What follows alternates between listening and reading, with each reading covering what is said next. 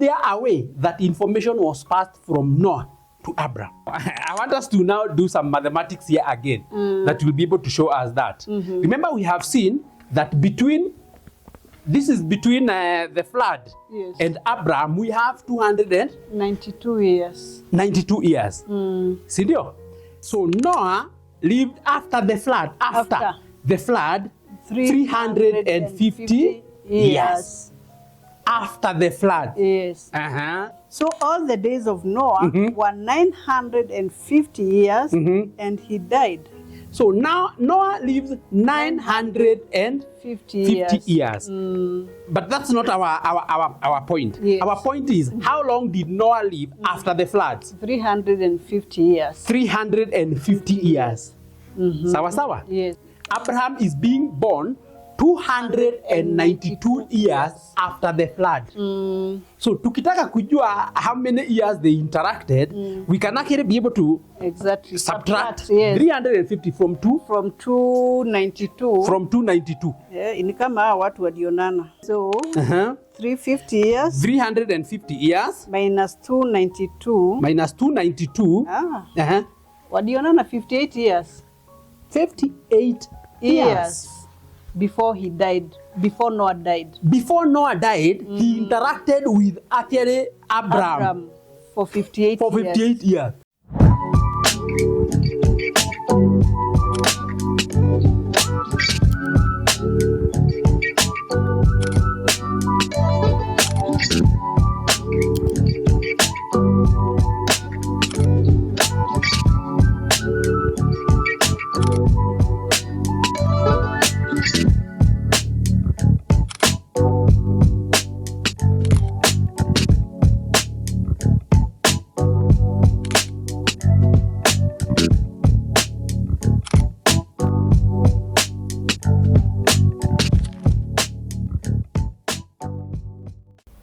Hello, karibuni sana to our program. We are happy to be here once more so that we may continue to learn.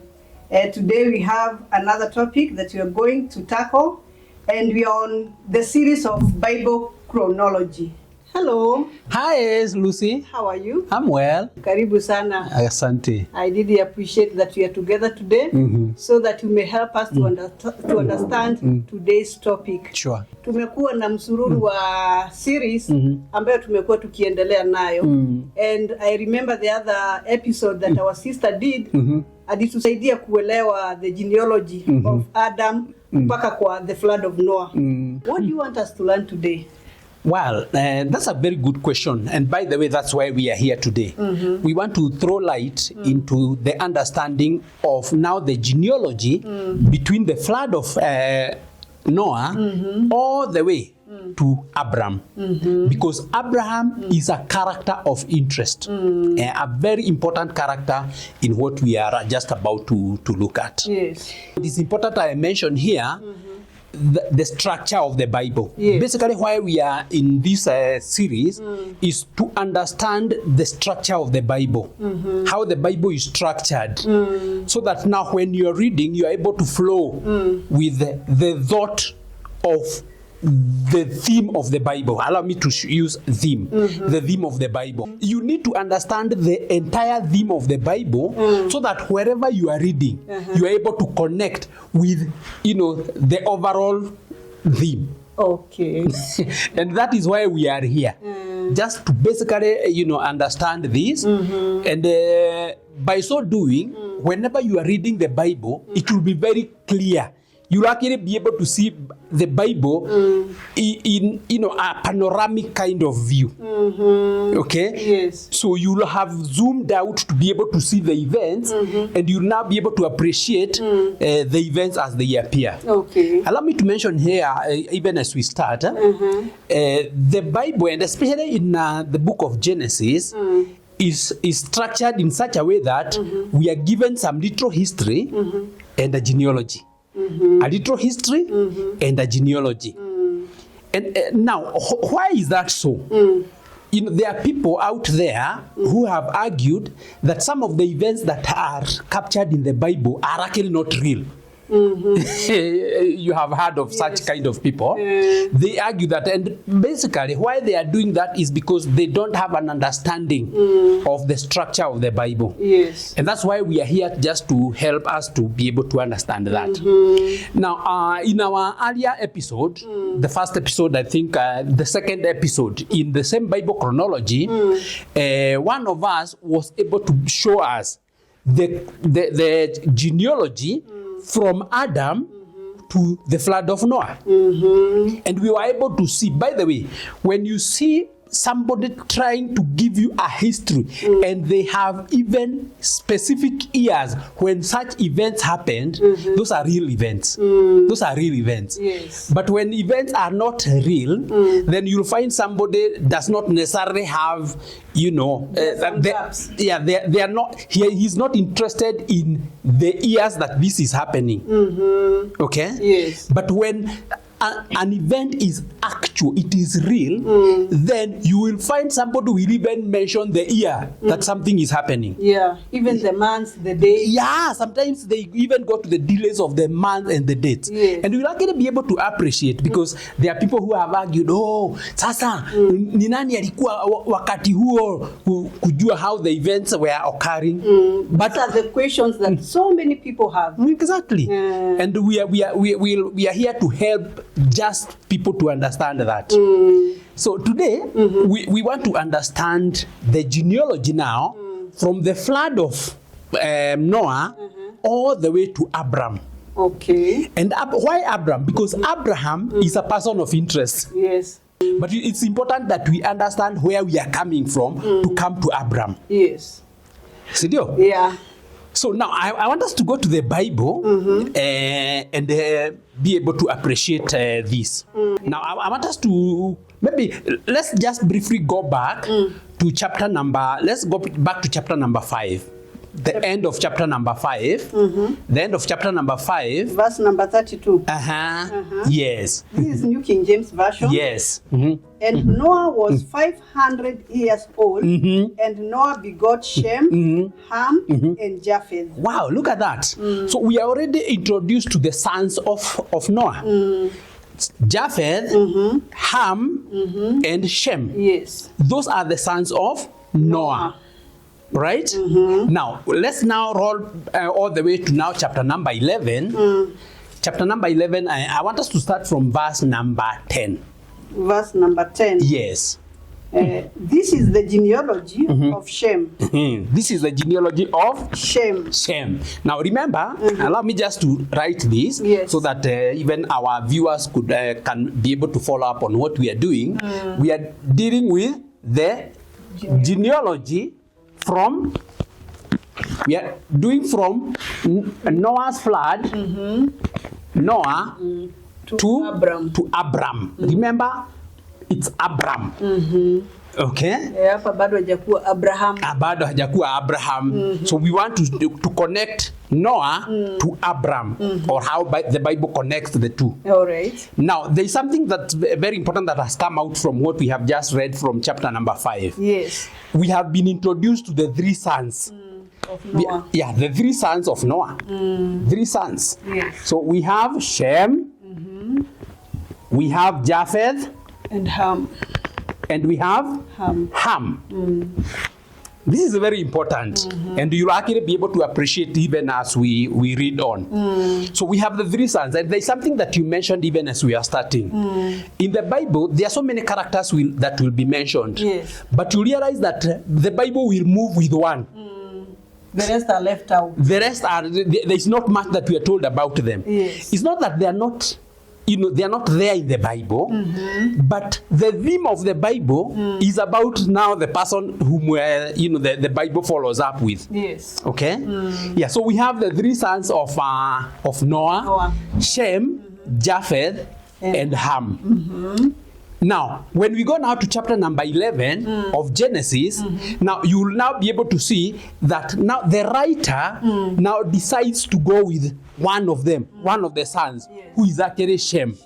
And we'll be able to appreciate even as we move on. Yes. So let's go to chapter number 11, verse number 10. Verse number 10, this is the genealogy of Shem. So, This is the genealogy of Shem. Shem. Shem was 100 years old and begot Arphaxad 2 years after the flood. Na wacha tuende tu pole pole hapa because we want to actually do some mathematics here. Yes. Now allow me just to wrap this. So we have come up with the sons of Noah, but now we are talking about Shem. Shem. Okay. Now you can read. Shem was 100 years old and begot Arphaxad 2 years after the flood. So Shem, 2 years after the flood, 2 years after the flood, he begot Arphaxad. Arphaxad. Arphaxad. Arphaxad. I think that is the name, eh? R, not L. Arphaxad. After he begot Arphaxad, Shem lived 500 years and begot sons and daughters. So Shem, after that, Shem lives 500 years. Yes. And begot other sons and daughters. Other sons and daughters. Yes. Now, why am I insisting on this? So that you will be able to appreciate that there are still other people that are born along the way. Apart from Arphaxad, the other daughters and sons of Shem. But they are not mentioned by name.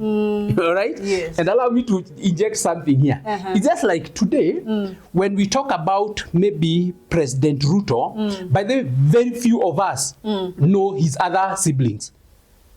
Me be one of them. Why? Because they are not of interest. Yeah. Including even the former president, President Uhuru Kenyatta. Nobody knows about the rest of his siblings. Yeah. There's You very only little know of the president. The president. Why? Because he's the character of interest in this case. So in the same manner, when now we are told Shem, after 2 years after the flood, he begot Arphaxad, and he also, alongside Arphaxad, he bore many other sons and daughters. Verse number 12, Arphaxad lived 35 years and begot Salah. So we have Arphaxad here. Arphaxad, he lived 35 years. 35 years. And begot Salah. And begot Salah. Salah has it. Yeah. He begot Salah. After he begot Salah, Arphaxad lived 403 years and begot sons and daughters. So he lived 403 years. That is Arphaxad, the son of Shem. Yes. He lived 403 years and begot other sons and daughters. Now, our main point is that we are not told about the other sons and daughters that he bore. We are only told about this one, Salah. Yes. Salah. Salah. Now we are at Salah. Yes. Lived 30 years. He lived 30 years. And begot Abel. He begot Abel. After he begot Abel, Salah lived 403 years and begot sons and daughters. Look at that. He lived 403 years and he begot other sons and daughters. So the writer here is not interested in the other sons and daughters. No. It's not that they are not there. They are there. They are living their life wherever. Yes. But now the writer is only concerned with Abel. this one, Abel. And you'll be able to appreciate why Abel. Abel. Now we are at Abel. Lived 34 years. He lived 34 years. And begot Peleg. Peleg. He begot Peleg. After he begot Peleg, Abel lived 430 years. He lived 430 years. And he begot sons and daughters. He begot sons and daughters. Yes. There is a standard statement that is coming along as we read. Yeah. We are told about the one son who is actually mentioned by name, but there are others who are actually not mentioned by name. Yes. Yes. We are in verse 18. Peleg, now we are at Peleg. Lived 30 years. He lived 30 years. And begot Reu. And begot Reu. After he begot Reu, Peleg lived 209 years 209 years. and begot sons and daughters. And begot sons and daughters. Please appreciate here that there are other sons and daughters that are born to all of them. Yes. But only one is mentioned by name. Okay? Yeah. Now we are at Reu. Reu. Reu lived 32 years. Reu lived 32 years. 32 years. And begot Serug. And begot Serug.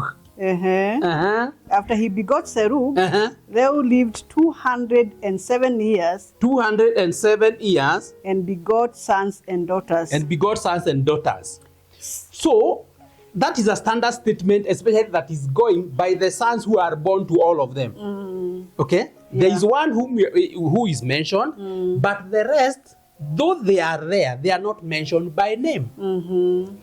Actually, even the numbers we don't know. Because other sons and daughters. I used to read na shangaa. Sasa hizi majina wanatupia mpaka kutamka unashindwa ni za nini. I didn't know that there is a theme that the Bible is following. But so far I can really appreciate. I'm now understanding. Okay. Now you are at Serug. Serug. So we are at Serug. Serug lived 30 years. He lived 30 years. And begot Nahor. He begot Nahor. After he begot Nahor. That is Serug. Yes. Serug lived 200 years. He lived 200 years. And begot sons and daughters. And begot sons and daughters.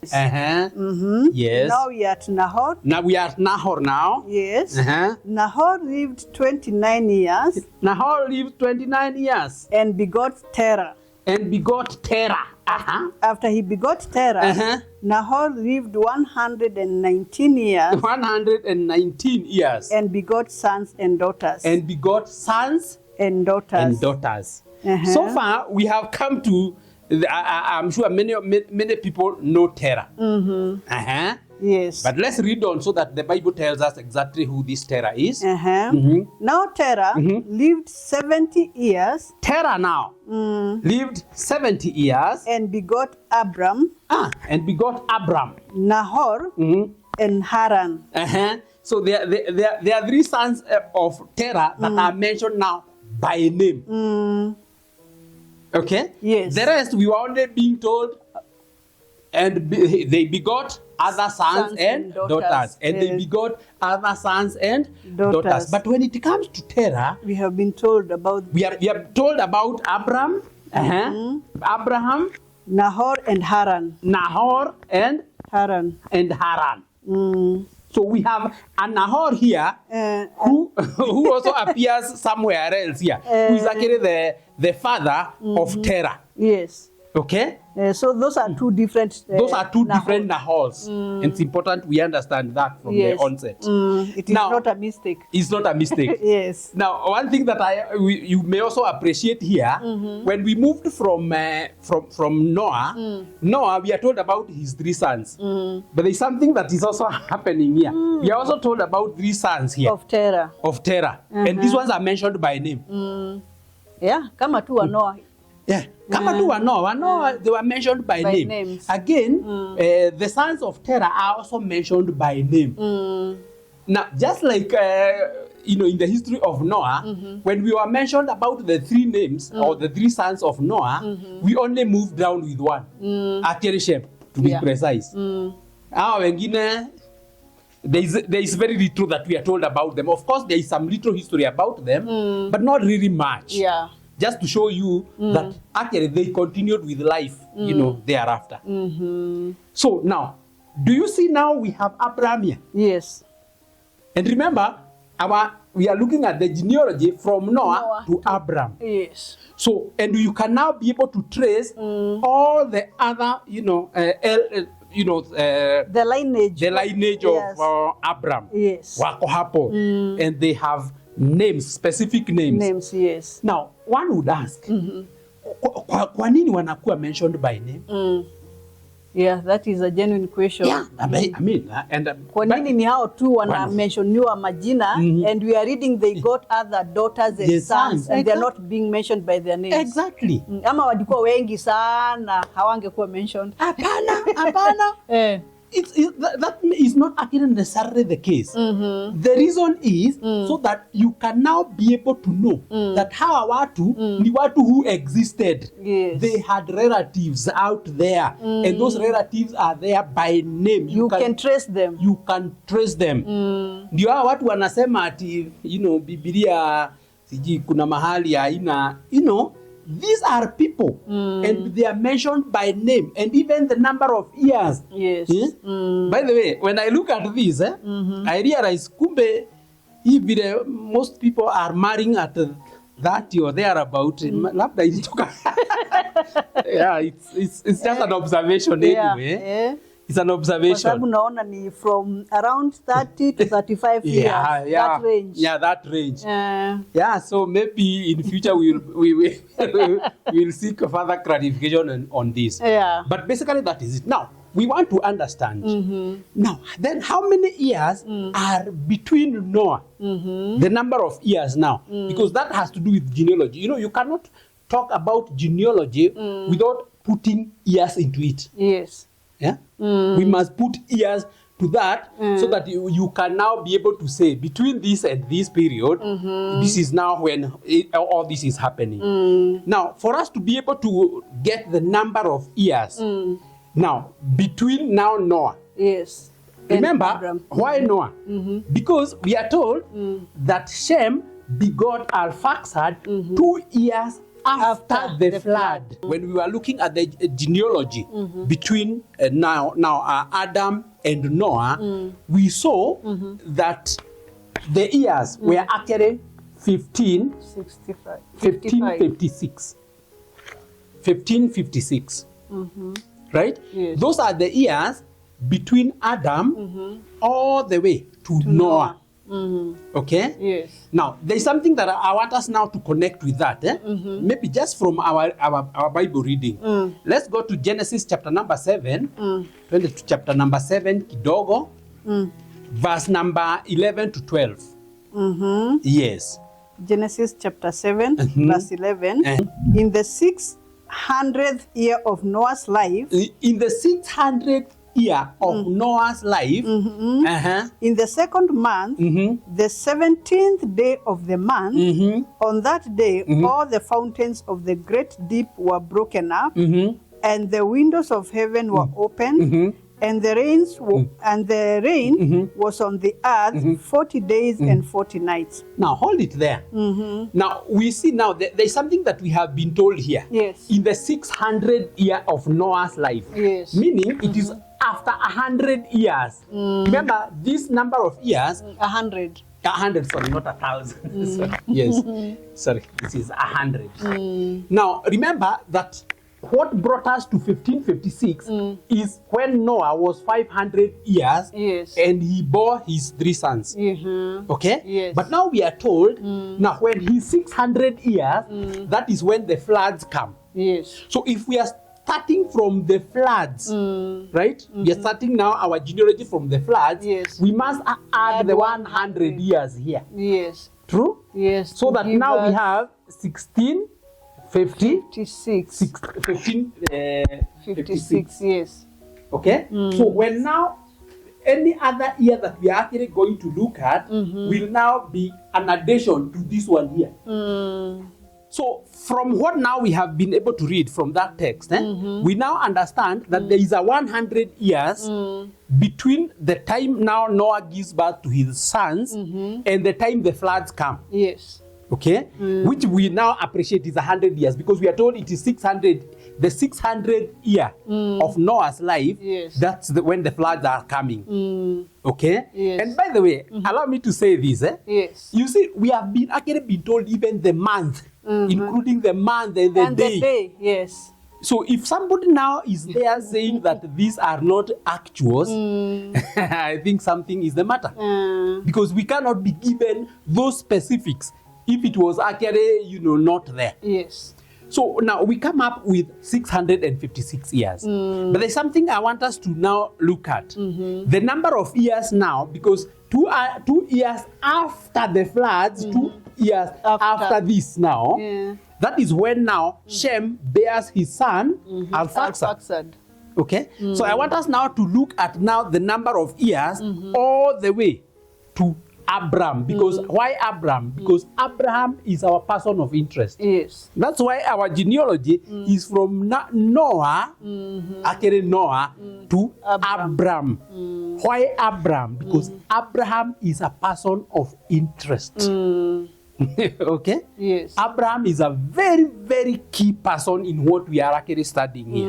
So I want us to now calculate the years. Now, we will not be calculating this number of years when they lived. We'll not only be calculating the number of years after they give birth to the next son. Huyu tumeambiwa after 2 years ndiye amezaa. After 2 years after the flood. Amezaa Arphaxad. So can we start from there? So I want us to do a calculation here. Yes. We'll be adding all this number of years when they are actually bearing their sons. Okay. All the way up to the time Abraham is born. Abram. Okay, Abram is born. Yes. Because thereafter, we'll now be looking at the life. Mainly, we'll now be focusing on the life of Abraham and, many, many other things. Why? Because he's a person of interest. Yes. Now, let's add the number of years. So, from Shem to Arphaxad, add 2 years. 2 years. 2 years. Plus 35 years between Arphaxad and Salah. Yes. Plus 30 years between Salah and Eber. Plus 34 years. 34 years. That is between Eber and Peleg. Then plus 30 years between Peleg and Reu. Yes. 32 years. 32 years. Between Reu and Serug. 30 years. 30. Between Serug and Nahor. Then we have 29 years between Nahor and Terah. And 70 years between now Nahor and Abram. How many years do you get? Those are 292 years. So we have 292 years. We have 292 years. Yes. Now that we have seen this year, can I rub? Yes. Maybe we can rub because we now have some years that we can now be able to work with. Yes. Okay? So we have 292 years. Now, these 292 years is 2 years after the flood all the way to Abram. Okay? So we can then be able to connect that with the number of years from the Adam to Noah. Okay? So how many years then? The number of years. So years between Adam to Abram. So we can be able to work out that. So this will be 1656. Yes. 1656 plus 292 years. It is becoming 1,948 years. 1,948 years. 48 years. Those are the number of years between Adam and Abram. Okay? Many people have talked about 2,000 years, right? Which is just almost thereabout. Yeah. Okay? So now, but there's something I also want us to see, which we actually were asking ourselves. Now, how was information? Remember that when the flood came, everybody else was cleared on the earth, apart from Noah, his 3 sons and their wives. So 8 people. Yes. So information sasa Abraham alipata hiyo information. Could Abraham have gotten the information first hand? My question is, could Abraham might have met with Noah? Ndio amwambie hapana, mimi nilikuwa ngambo ile ingine kabla kila mtu ameuawa. In other words, what we are trying to do is there a way that information was passed from Noah to Abraham? Now, I want us to now do some mathematics here again that will be able to show us that. Remember, we have seen that this is between the flood and Abraham, we have 292 years. 92 years. Sindio? Haya. Now, I want us to go to the Bible. Wacha tuende kwanza kwa Biblia. Wacha tuende in Genesis. Wacha tuende Genesis chapter number 9. I want us to read from verse 28 to 29. Verse 28 to 28. And Noah lived after the flood 350 years. So Noah lived after the flood. After the flood, 350 years. After the flood. Yes. Verse 29. So all the days of Noah were 950 years, and he died. So now Noah lives 950 years. But that's not our point. Yes. Our point is, how long did Noah live after the floods? 350 years. 350 years. Sawa sawa? Yes. Now, at what point is now Abraham being born? Abraham is being born 292 years after the flood. So tukitaka kujua how many years they interacted, we can actually be able to subtract 350 from 292. From 292. Ni kama watu walionana. So 350 years. 350 years. Minus 292. Minus 292. Walionana 58 years. 58 years before he died, before Noah died. Before Noah died, he interacted with actually Abraham for 58 years. 58 years wameongea story yote wamemaliza. So kama kuna information Abraham alikuwa anataka kujua, obvious Noah alimpea story first hand. First hand. Vile floods zilikuja, vile watu walimalizwa, after the flood vile walitoka, and so mpaka wakamfikia penye amezaliwa. So information could be passed very easily. Because these people are interacting. Yes. These people are and not for a few years. 58 years is a lot of years from a relative. Remember, Noah is Abraham's relative. So there are a lot of information. And by the way, I used to see in the past, maybe right now it's not happening, that people used to get a lot of history, the history of their families from their grandpas. It's not happening. Kwa nini because I can also relate. Tukiwa wadogo, tukienda ushago, babu alikuwa anawapea story za kitambo vile walikuwa na wakoroni, sijui nini. Exactly. But mababu wa siku hizi, I don't know, wamekuwa digital sana. So, but now we appreciate that 58 years were the years that Noah interacted with Abraham. By one way or the other. So information, by the way, because Noah had the first-hand information, could have passed that information. Kumaanisha kama Abraham alikuwa na information kwa sababu ali interact na Noah, the rest akina Shem, Ruga, wote, information wako nayo. So information could pass from one person to another, it was very easy. So Noah was actually an actual person who lived on this earth. Okay? Yes. He lived on this earth, and we are given his relatives and those who came from him.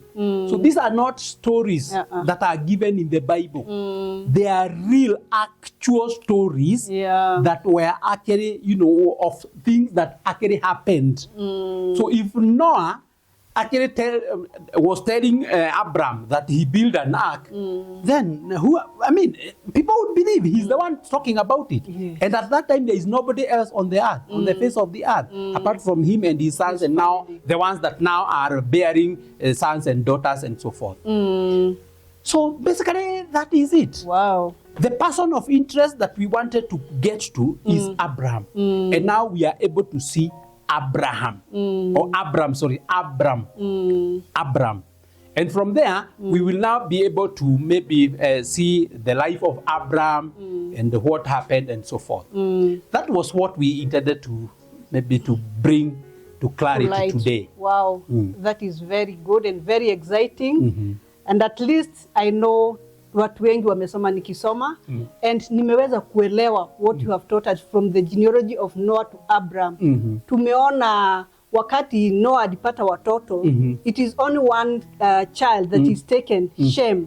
Japheth and Ham wametengwa, but we go with Shem because he's the person of interest. Na tunaona how he begot the sons. Na tumeona vile tumesoma vile walipangana until tumefika kwa Abraham. Na what is interesting is that we have seen that Abraham walionana na Noah. Hiyo sijawahi fikiria. In fact, I've never sat and thought about it, but leo nimeielewa kuwa Abraham walionana na Noah and not for less than 50 years. It is 58 years. To be precise. Those are a lot of years to interact with someone. If you want to get information, you can get. Kwa hivyo Abraham alikuwa na story yote ya kurudi mpaka amepewa yote kuanzia kwa Adam kutoka kwa Noah. Na nashukuru sana kwa lesson ya leo. It is an eye opener. And the years also. Unajua tunaonanga two figures na hatuelewi zinapia aje. Why are they writing this figure?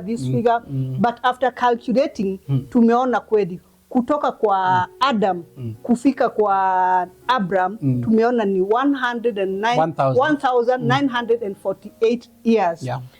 That is approximately 2,000 years. And I really appreciate and I also thank God that we have understood. To our viewers, I know you have learned. Today's topic was very interesting. Tumefanya mahesabu, kama umesahau kufanya hesabu leo tumefanya. Na tumeona vile miaka imeongezeka mpaka tukafikia kwa 1948 years. Thank you for tuning in.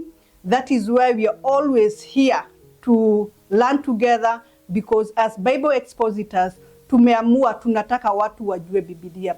As we learn, you are also learning. Let us continue to learn together. And if you learn something new, please share with your family members, share with your friends, let them know what you have known.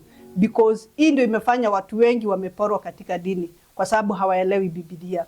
Lakini tumekusudia kufunza Biblia na kueleza Biblia ilivyo, so that we may understand, so that tuache kukaa na maisha fake. Haujui imeandikwa nini, ni ile tu umeambiwa. But if you know what is written and you are sure, you cannot be swayed anyhow by any doctrine. Thank you for tuning in. May the Lord bless you. Shalom. Please don't forget to like, share, comment, and subscribe to our channel so that you'll be notified every time we upload a new video.